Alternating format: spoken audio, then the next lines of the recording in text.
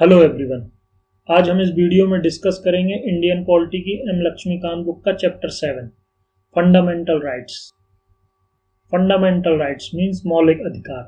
यह एक constitutional rights है जो कि इंडियन कॉन्स्टिट्यूशन के पार्ट 3 में आर्टिकल 12 से आर्टिकल 35 में दिए गए हैं।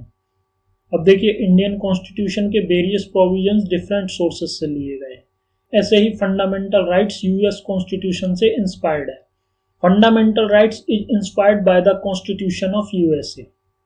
Fundamental rights protects the liberties and freedom of the people against the invasion by the state.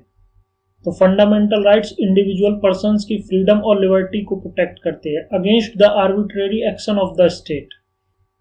Part 3 contains a very long and comprehensive list of justiciable fundamental rights.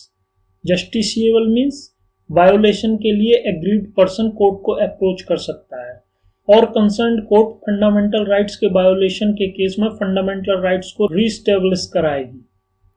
अब देखिए, Indian constitution में originally 7 fundamental rights थे, लेकिन right to property के remove हो जाने के बाद एट प्रेजेंट इंडियन कॉन्स्टिट्यूशन में 6 फंडामेंटल राइट्स हैं। फर्स्ट है राइट टू इक्वालिटी, जो कि आर्टिकल 14 से आर्टिकल 18 में दिए गए हैं। सेकेंड है राइट टू फ्रीडम, आर्टिकल 19 से आर्टिकल 22 में दिए गए हैं। थर्ड है राइट अगेंस्ट एक्सप्लॉयटेशन, जो कि आर्टिकल 23 एंड 24 में दिए गए हैं। फोर्थ है right to freedom of religion, article 25 से आर्टिकल 28 तक। फिफ्थ है cultural and educational rights, article 29 and article 3 में एंश्राइन है। अब देखिए, 6 जो हमारा फंडामेंटल राइट्स था, राइट टू प्रॉपर्टी, आर्टिकल 31 में दिया गया था, लेकिन ये 44th कॉन्स्टिट्यूशनल अमेंडमेंट एक्ट 1978 के द्वारा रिमूव कर दिया गया। अब राइट टू प्रॉपर्टी एक लीगल राइट्स है under article 300A। Last fundamental rights है राइट टू कॉन्स्टिट्यूशनल रेमेडीज, जो कि आर्टिकल 32 में दिए गए हैं। अब नेक्स्ट हम कुछ बेसिक फीचर्स देखते हैं फंडामेंटल राइट्स के। फर्स्ट फीचर है हमारा some of fundamental rights are available to the citizens while others are available to all persons whether citizens or foreigners। तो कुछ फंडामेंटल राइट्स केवल इंडियन सिटीजन्स के लिए दिए गए हैं और कुछ fundamental rights citizens and foreigners दोनों के लिए अवेलेबल है। सेकंड फीचर है fundamental rights are not absolute but qualified, it means state can impose reasonable restrictions. Third feature से these are available against the arbitrary action of the state. Fourth feature है they are justiciable in nature, it means fundamental rights के violation के case में court has power to reinstall the fundamental rights. Next feature है fundamental rights are not sacrosanct और permanent, it means parliament can curtail और repeal by the constitutional amendment. Fundamental rights ना ही sacrosanct है और ना ही परमानेंट। पार्लियामेंट जब चाहे तब इन्हें कॉन्स्टिट्यूशनल अमेंडमेंट के द्वारा कर्टेल भी कर सकती है और रिपील भी कर सकती है। नेक्स्ट फीचर्स है fundamental rights can be suspended during the operation of national emergency except the rights guaranteed by the article 20 and 21। तो नेशनल इमरजेंसी के केस में फंडामेंटल राइट को सस्पेंड किया जा सकता है except the rights guaranteed by the article 20 and 21। Article 20 related है conviction से एंड आर्टिकल 21 रिलेटेड है protection of life and personal liberty से। और इसमें देखिए एक इंपॉर्टेंट नोट दिया गया है, Article 19 can be suspended only when emergency is declared on the ground of war and external aggression. It means emergency को war and external aggression के ground पर जब declare किया जाए तभी Article 19 को suspend किया जा सकता है। Internal disturbances and armed rebellion के केस में Article 19 को suspend नहीं किया जा सकता। नेक्स्ट फीचर है application of fundamental rights to the member of armed forces, paramilitary forces, police forces, intelligence agencies and analogous services can be restricted और abrogated by the parliament under article 33। According to article 33, parliament armed forces और intelligence agencies और military forces के case में fundamental rights को restrict कर सकती है। Next है application of fundamental rights can be restricted while the martial law is in force in any area। अगर किसी एरिया में मार्शियल लॉ अप्लाई हो गया है तो अकॉर्डिंग टू आर्टिकल 34 उस एरिया में फंडामेंटल राइट्स को रेस्ट्रिक्ट किया जा सकता है। अब मार्शियल लॉ क्या होता है? Martial law just like military rule, और इन लेमैन टर्म जनरल रूल। जैसे पाकिस्तान में कभी कभी मिलिट्री का रूल आ जाता है, उसी को मार्शियल लॉ कहा जाता है। नेक्स्ट है the law for the enforcement of the fundamental rights can be made by the parliament according to article 35। It means fundamental rights के एनफोर्समेंट के लिए जो भी लॉ होंगे वह पार्लियामेंट बनाएगा। अब देखिए, फंडामेंटल राइट्स दिए गए हैं आर्टिकल 12 से आर्टिकल 35 तक, जिसमें हम आर्टिकल 12 से आर्टिकल 32 तक आगे लेक्चर में डिटेल में डिस्कस करेंगे। और आर्टिकल 33, 34, 35 यहाँ पर दिए गए हैं। आर्टिकल 33 किससे रिलेटेड है? आर्म्ड फोर्सेस से। आर्टिकल 34 रिलेटेड है मार्शियल लॉ से। एंड आर्टिकल 35 है the law made by the parliament से। अब हम नेक्स्ट देखते हैं the definition of state. State की टर्म में क्या क्या काउंट होता है। तो article 12 has defined the term state for the purpose of part 3। According to it, state includes government, parliament, state legislature, both executive and legislative organs, all local authority, that is municipality, panchayat, district board and etc., all statutory bodies like government companies and public sector companies, LIC, ONGC, SAIL, BHEL, GAIL, etc. According to the Supreme Court, private bodies or agencies जो government के under work कर रही हैं, they also fall within the meaning of state. तो state की term में क्या क्या आता है? Government, parliament, state legislature, local authorities like panchayat, municipality and वो प्राइवेट कंपनी जो as a government instrument work कर रही है, वो सभी स्टेट की टर्म में काउंट होंगी। नेक्स्ट है laws inconsistent with fundamental rights, मौलिक अधिकारों के साथ असंगत कानून। Article 13 declares that all laws that inconsistent with or in derogation of any of the fundamental rights shall be void. It means कोई भी लॉ जो फंडामेंटल राइट्स को वायोलेट करता है, अकॉर्डिंग टू आर्टिकल 13 वह निरस्त हो जाएगा। It means article 13 provide the scope of doctrine of judicial review. अब जुडिशियल रिव्यू में क्या होता है? जैसे पार्लियामेंट ने कोई लॉ बनाया तो सुप्रीम कोर्ट उसको जुडिशियल रिव्यू पे लेकर उसकी कॉन्स्टिट्यूशनल वैलिडिटी चेक करेगा कि इन लॉज से फंडामेंटल राइट्स का कहीं वायोलेशन हो रहा है या नहीं। अगर किसी भी फॉर्म में फंडामेंटल राइट्स का वायोलेशन हो रहा है तो सुप्रीम कोर्ट उस लॉ को निरस्त कर सकता है। देखिए, लॉ टर्म को आर्टिकल 13 में डिटेल में डिस्कस किया है। तो लॉज में क्या क्या आते हैं? Parliamentary laws enacted by the parliament और स्टेट लेजिस्लेचर, ऐसे लॉ जो पार्लियामेंट और स्टेट लेजिस्लेचर बनाते हैं। Temporary laws like ordinances, statutory instrument in the nature of delegated legislation like order, by law, rule, regulation, notifications and non legislative sources of laws, that is customs और usages having the force of law. तो ये सभी as a law की term में count होंगे। Article 13 also declares that constitutional amendment is not a law and hence cannot be challenged. अब article 13 क्या कहता है कि कॉन्स्टिट्यूशनल अमेंडमेंट कोई लॉ नहीं है, इसलिए इसको चैलेंज नहीं किया जा सकता। However, the Supreme Court held that a constitutional amendment can be challenged on the ground that it violates the fundamental rights and hence can be declared void. और सुप्रीम कोर्ट ने कहा है कि कॉन्स्टिट्यूशनल अमेंडमेंट को fundamental rights के violation के ground पर challenge किया जा सकता है, और यदि फंडामेंटल राइट्स का वायोलेशन हो रहा है तो उस अमेंडमेंट को निरस्त किया जा सकता है। तो आर्टिकल 12 किससे रिलेटेड था? द डेफिनेशन ऑफ स्टेट से। और आर्टिकल 13 रिलेटेड था लॉज से। अब हमारे फंडामेंटल राइट्स स्टार्ट होते हैं right to equality. Right to equality दिए गए हैं आर्टिकल 14 से आर्टिकल 18 तक। तो फर्स्ट है जिसमें equality before law and equal protection of law. This provisions confer right on all persons, whether citizens or foreigner. Article 14 किसके लिए है? सिटीजन्स के लिए और फॉरनर्स के लिए। अब देखिए, इसमें दो कॉन्सेप्ट दिए गए हैं। फर्स्ट है equality before law and second है इक्वल प्रोटेक्शन ऑफ लॉ। अब इक्वालिटी बिफोर लॉ का कॉन्सेप्ट लिया है ब्रिटिश ओरिजिन से and equal protection of law का कॉन्सेप्ट लिया गया है अमेरिकन कॉन्स्टिट्यूशन से। तो इसमें हम फर्स्ट देखते हैं equality before law. It means the absence of any special privilege in favor of any persons. किसी पर्सन को किसी तरह की स्पेशल प्रिविलेज नहीं दी जाएगी। The equal subjection of all persons to the ordinary laws of the land administered by the ordinary law code. It means कानून सभी व्यक्तियों के लिए समान होगा। No person is above the law, whether rich और पुअर, हाई और low, official and non officials.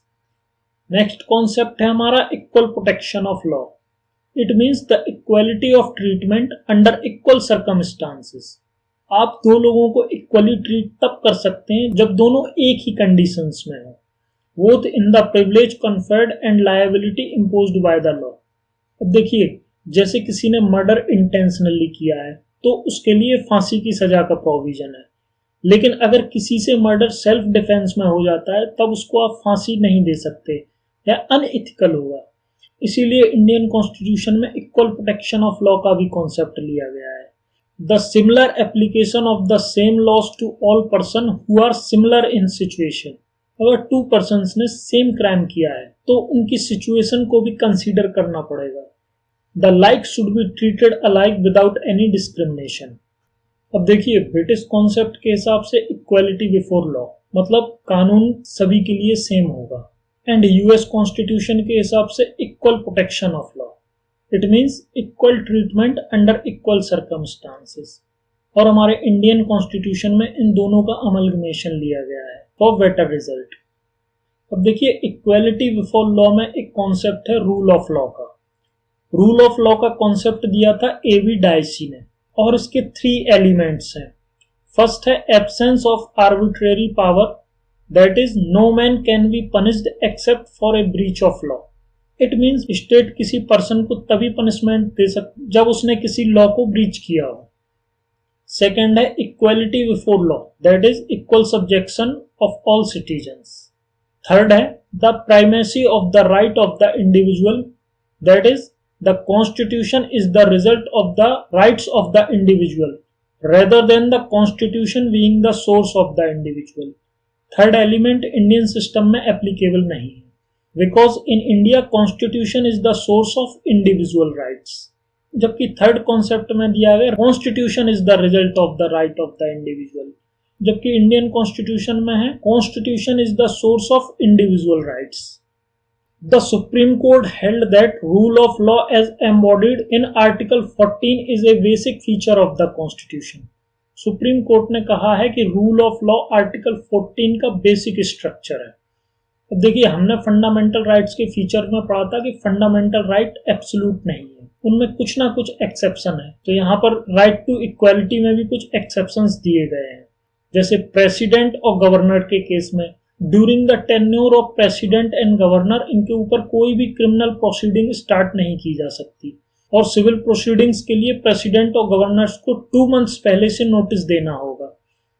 No member of parliament shall be liable to any proceeding in the court in respect of anything said और vote given by him in parliament. Article 105। Article 105 में क्या दिया गया है, जैसे हमारे member of parliaments होते हैं, वह पार्लियामेंट्री सेशन के टाइम जो भी स्पीच देते हैं या वोटिंग करते हैं उसके अगेंस्ट मेंबर ऑफ पार्लियामेंट पर कोई भी प्रोसीडिंग स्टार्ट नहीं हो सकती। सेम ऐसे ही स्टेट लेजिस्लेचर के केस पे आर्टिकल 194 में एमएलएस को भी इम्यूनिटीज प्रोवाइड की गई हैं। Diplomatic immunities to ambassadors and diplomats को आप अपनी कंट्री में अरेस्ट नहीं कर सकते। The UNO and its agency enjoys diplomatic immunities. Right to equality में नेक्स्ट है हमारा प्रोहिबिशन ऑफ डिस्क्रिमिनेशन। तो article 15 provides that the state shall not discriminate against any citizen on the ground only of the religion, race, caste, sex and place of birth. यहाँ देखिए यह word दिया गया है only. It means in 5 basis पर state discrimination नहीं कर सकती है, और यह 5 बेसिस कौन कौन से हैं, रिलीजन, रेस, कास्ट, सेक्स और place of birth. No citizen shall be subjected to any disability, liability, restrictions और conditions on the ground of religion, race, caste, sex और प्लेस ऑफ बर्थ। तो आर्टिकल 15 किससे related है, prohibition against discrimination. Discrimination on the ground of only the religion, race, caste, sex and place of birth. अब देखिए, इन 5 grounds पर आप किसी को रेस्ट्रिक्ट नहीं कर सकते। To access the shop, public restaurant, hotels and place of public entertainment, or the use of well, tanks, bathing ghats, roads, and the places of public restaurant maintained wholly or partially by the state funds or dedicated to the use of general public. There are 3 exceptions and state can make any special provisions. अब इसमें 3 exceptions हैं जिन पर state rule बना सकती है. For the women and children's, for the advancement of any socially and educationally backward classes or SC/STs, and for the advancement of socially and educationally backward classes or SC/STs regarding admission to educational institute including private institute.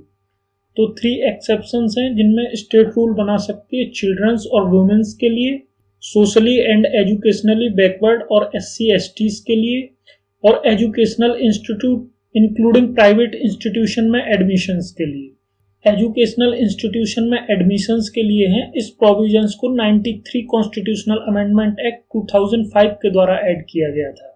The Supreme Court directed the central government to exclude the creamy layer among the OBCs। देखिए, supreme court ने central government को directions दी है कि जो other backwards community है, जो creamy layer से ऊपर है, एक्स्ट्रा बेनिफिट से एक्सक्लूड कर देना चाहिए। अब क्रीमी लेयर क्या है? इन जनरल टर्म में जिनकी annual income 8 lakh per annum से ज्यादा है। नेक्स्ट है हमारा राइट टू इक्वालिटी में equality of opportunity in public employment. Article 16 provide for equality of opportunity for all citizens in matter of employment or appointment of any office under the state. No citizen can be discriminated on the ground of only religion, race, caste, sex, descent and place of birth. अब देखिए, article 15 में discrimination के 5 basis दिए गए थे and article 16 में 6th है। There are also 3 exceptions.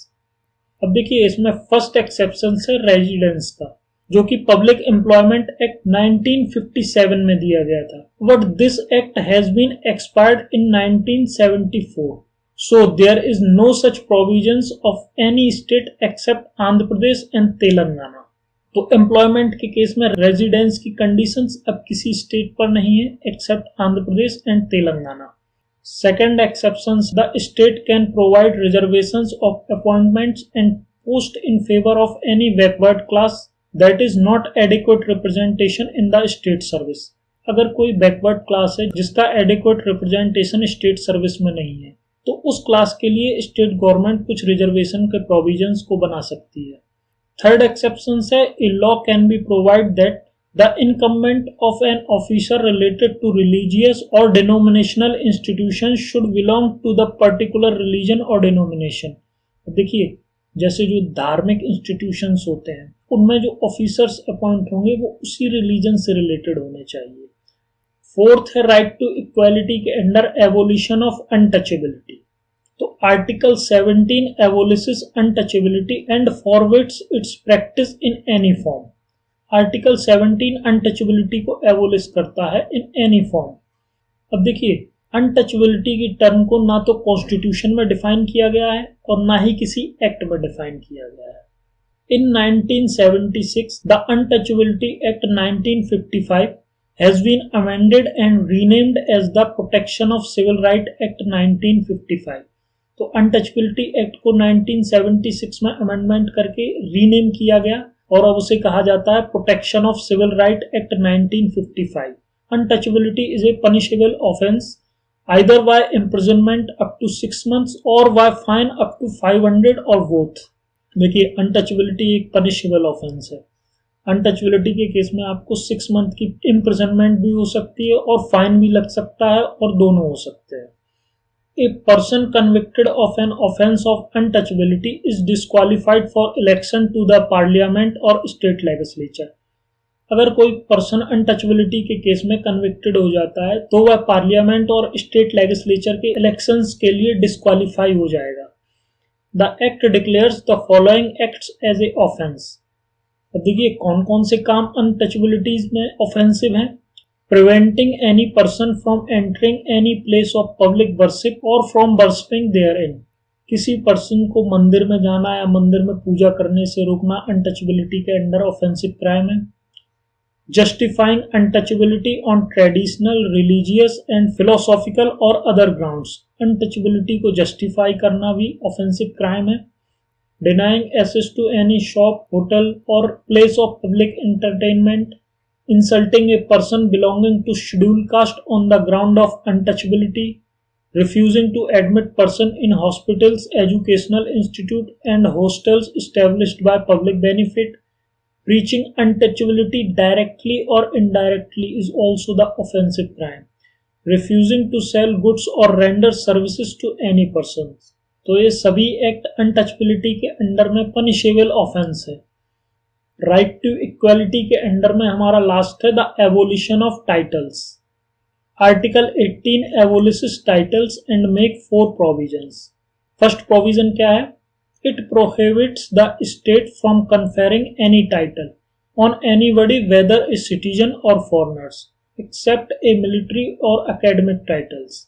अब देखिए, जैसे राय बहादुर, चौधरी, राजा जी, ये सब उपाधियां पहले दी जाती थी, बट अब अकॉर्डिंग टू आर्टिकल 18 स्टेट किसी भी पर्सन को, चाहे वह सिटीजन हो या फॉरेनर हो, ऐसा कोई भी टाइटल प्रदान नहीं कर सकता एक्सेप्ट एकेडमिक और मिलिट्री टाइटल्स। सेकंड प्रोविजन है it prohibits a citizen of India from accepting any title from any foreign state. कोई भी इंडियन सिटीजन किसी फॉरेन स्टेट से कोई टाइटल एक्सेप्ट नहीं कर सकता है। थर्ड प्रोविजन है foreigner holding any office of profit or trust under the state can not accept any title from any foreign state without the consent of president. अब देखिए, कोई फॉरेनर जो अंडर गवर्नमेंट किसी ऑफिस ऑफ प्रॉफिट पर है, तो वह किसी फॉरेन स्टेट से कोई टाइटल्स एक्सेप्ट नहीं कर सकता है without the consent of president, president की सहमति के बिना। फोर्थ एंड लास्ट प्रोविजन है no citizens or foreigner holding any office of profit or trust under the state is accept any present emolument from or under any foreign state without the consent of president. अब देखिए, इसमें एक important factor है। In 1996, the Supreme Court upheld the constitutional validity of national awards. National awards कौन कौन से हैं?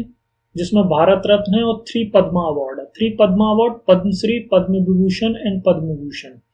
However, it also ruled that they should not be used as suffix or prefix to the name of awardees. But ये national award को कोई भी awardee अपने नाम के आगे या पीछे यूज नहीं कर सकता है। नेशनल अवार्ड वर इंस्टीट्यूटेड इन 1954। नेशनल अवार्ड को कब इंस्टीट्यूट किया गया था? 1954 में। अब देखिए, हम एक क्विक रिकैप करते हैं हमने जो भी पढ़ा है। फंडामेंटल राइट्स कॉन्स्टिट्यूशनल राइट्स हैं, जो कि पार्ट 3 में आर्टिकल 12 से आर्टिकल 35 तक दिए गए हैं। आर्टिकल 12 रिलेटेड है डेफिनेशन ऑफ स्टेट से, आर्टिकल 13 लॉस से, आर्टिकल 14 है इक्वालिटी बिफोर लॉ से, आर्टिकल 15 है प्रोहिबिशन ऑफ डिस्क्रिमिनेशन से। डिस्क्रिमिनेशन के कितने ग्राउंड थे? 5, रिलीजन, रेस, कास्ट, सेक्स और प्लेस ऑफ बर्थ। आर्टिकल 16 है इक्वालिटी ऑफ अपॉर्चुनिटी से, आर्टिकल 17 है एबोलिशन ऑफ अनटचेबिलिटी से एंड आर्टिकल 18 है एबोलिशन ऑफ टाइटल्स से। तो हम आज का लेक्चर यहीं फिनिश करते हैं और इससे आगे हम नेक्स्ट लेक्चर में कवर करेंगे। Thank you for watching this video. If you like this video, please like it and share it, and don't forget to press the bell icon for further new notifications.